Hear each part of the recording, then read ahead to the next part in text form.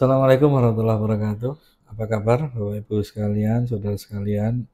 Semoga di tahun 2024 ini Anda mendapatkan banyak keberuntungan, banyak kemudahan-kemudahan dan pencapaian-pencapaian positif. Tentunya setiap pergantian tahun itu menjadi satu momentum bagi kita untuk menelaah mana-mana yang sudah kita capai dan mana-mana yang belum kita capai. Dan selalu melampaui berbagai tinjauan dari past time, present time, dan future time.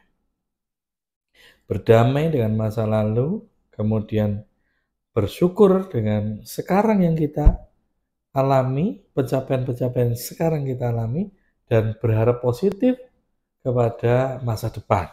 Nah, ini yang membuat kita jadi semakin tumbuh, menjadi semakin sehat, karena tidak hanya kita mengeluhkan, tidak hanya kita mencemaskan masa depan, tapi kita harus benar-benar berdamai, berharap, dan bersyukur atas masa sekarang.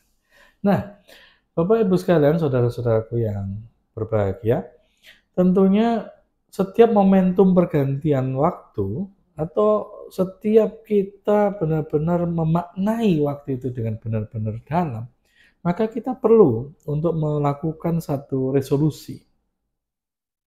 Meninjau resolusi yang tahun kemarin dan kemudian membuat resolusi tahun sebelumnya. Untuk itu kita perlu memerlukan beberapa cara, gitu ya. Pertama adalah kita syukuri dulu masa sekarang, pencapaian-pencapaian yang sudah kita lakukan. Kita bagi dalam beberapa aspek, terhadap pengembangan diri, terhadap spiritual kita, religiusitas kita, terhadap keluarga, terhadap keuangan, aktivitas bisnis, dan profesi kita. Mungkin aktivitas bisnis dan profesi menjadi satu hal yang sama. It's okay, tidak apa-apa. Artinya, ya Anda jadikan itu satu aspek. Kita sekarang tinjau sekarang.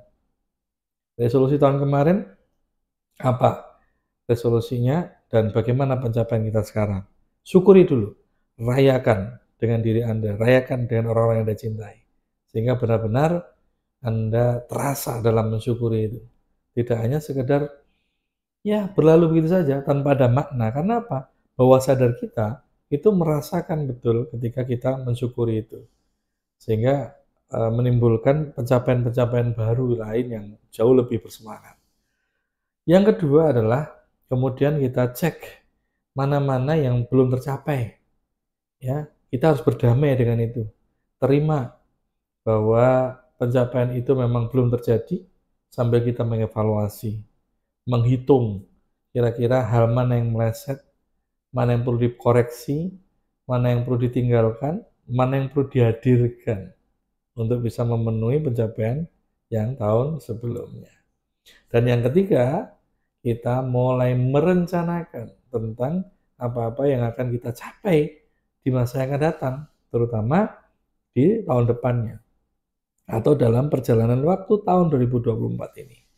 Sehingga kita benar-benar dalam posisi yang terus bersemangat mencapai hal-hal yang positif yang membuat diri kita berkembang secara diri, profesi, kapabilitas, maupun religiusitas kita, kedekatan kita kepada Sang Pencipta, dan kemampuan kita untuk meningkatkan aspek-aspek yang tadi kita sudah tentukan.